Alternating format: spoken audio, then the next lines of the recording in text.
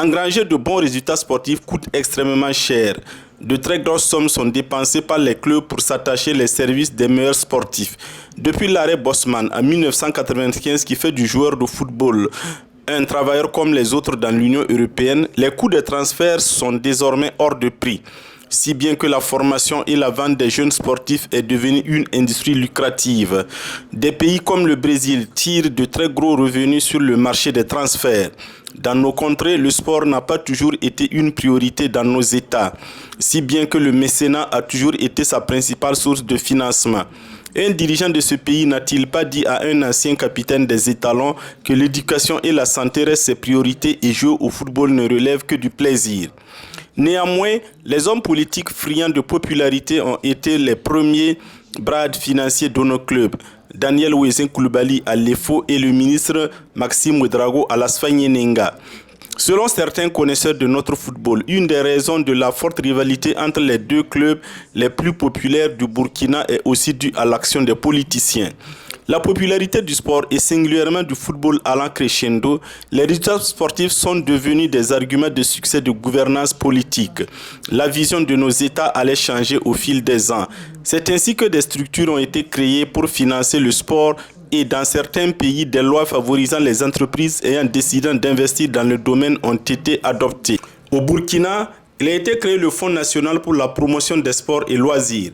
Stéphane Sanou, son directeur général, nous donne ses attributions et son mode de fonctionnement. Le Fonds national pour la promotion des sports et des loisirs est une structure qui a été créée en 2003 pour répondre à un besoin de financement des activités du développement du secteur du sport.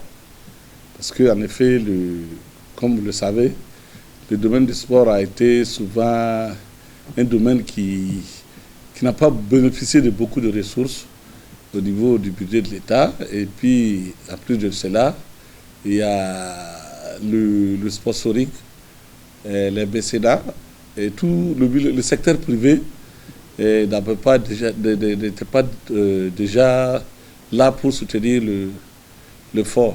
C'est pour cela qu'il a été créé avec comme objectif principal, mission principale, de rechercher et de mobiliser des ressources en faveur du milieu sportif. Nos sources de financement, c'est ce qui est dans notre budget, c'est des recettes. Nous avons des recettes ordinaires qui sont les recettes d'entrée, les droits d'entrée dans les stades. Nous avons des recettes que nous attendons, surtout des sponsors et des mécènes, parce que le fonds devait être un guichet pour recevoir canaliser tous les financements qui doivent aller en faveur du monde sportif. Donc, on a une grande œil à ça. Et puis, bon, depuis 2014, et suite à des études, parce que face à la faible mobilisation des ressources des sponsors, des partenaires financiers et des mécènes, face à cela, il y a eu une étude qui a été menée et qui a abouti à la création d'une taxe sur le chiffre d'affaires des compagnies de téléphonie mobile. Et une partie de cette recette-là est reversée sur le fonds.